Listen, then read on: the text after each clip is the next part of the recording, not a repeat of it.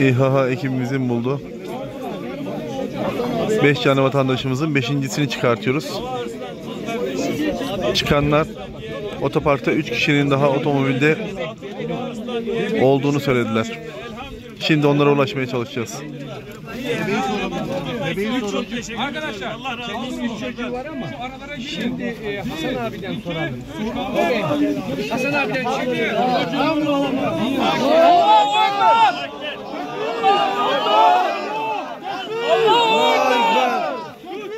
Allahu Ekber.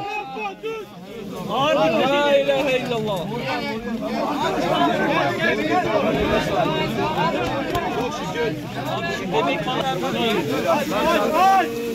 Evet, İHH ekibimizin bulduğu 5 canlı vatandaşımızdan 4.'sünü çıkartıyoruz.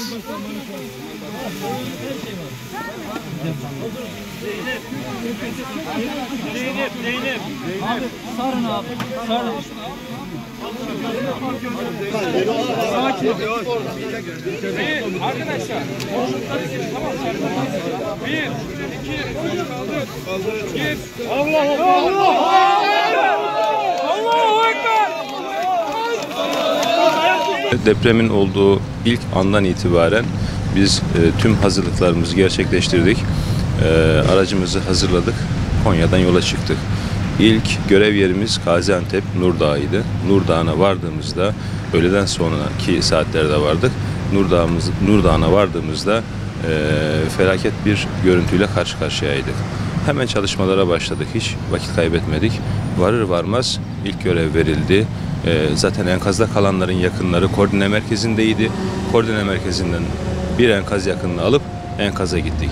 İlk çalışmamızı bir canlı 55-60 yaşlarında bir abimiz vardı. O abimizi canlı bir şekilde çıkardık. Sağlık ekiplerine teslim ettik.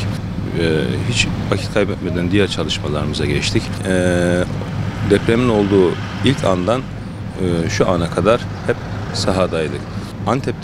Antep Nurdağ'ındaki görevimiz tamamlandıktan sonra buraya Antakya'ya talepte bulunuldu ve Antakya'ya geldik. Buradaki çalışmalar sürüyor. Burada tabii felaketin boyutu çok daha büyük, çok daha geniş. Apartmanlar çok yüksek, enkaz altında kalan vatandaşın sayısı çok daha fazla.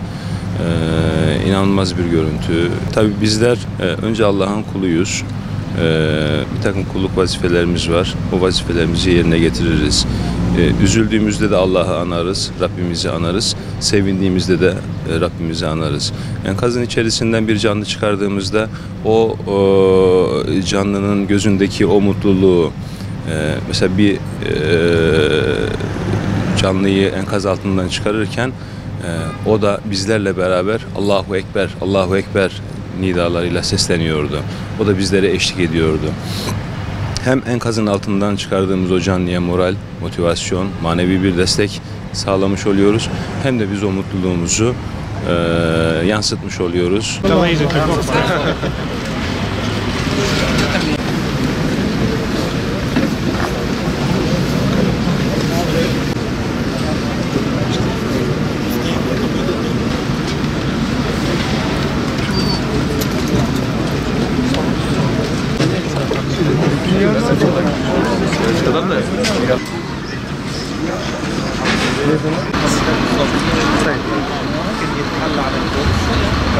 Hatay genelinde ekiplerimiz sahaya indikten sonra inşallah bize gelen telefonlar doğrultusunda halkımıza öncelik tabi ısınma, kuru erzak, su ihtiyacını karşılamaya çalıştık.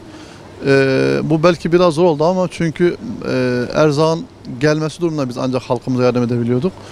Ama Allah'a hamdolsun yani halkımıza ulaşmaya çalışıyoruz. Halkta tepkisi güzel. İnşallah eğer yardımseverlerden yardım daha çok gelirse biz halka daha çok inşallah yardım etmeye çalışacağız. Şimdi İskenderun merkezli biz burada Millet Parkı'nda aşevimizi kurduk. Burada günlük 6.000 kişiye sıcak yemek yardımı yapıyoruz. Ve İskenderun köylerinde de halkın ihtiyacına göre biz paketlerimizi yapıp arkadaşlarımız sahaya inip milletimize ulaştırmaya çalışıyor. Hatta genelde yine dediğimiz gibi işte ilçelere de kuru erzak, ısınma ihtiyacı, battaniye, çocuk giyimi ve bir temizlik ürünleri oluşturmaya çalışıyoruz.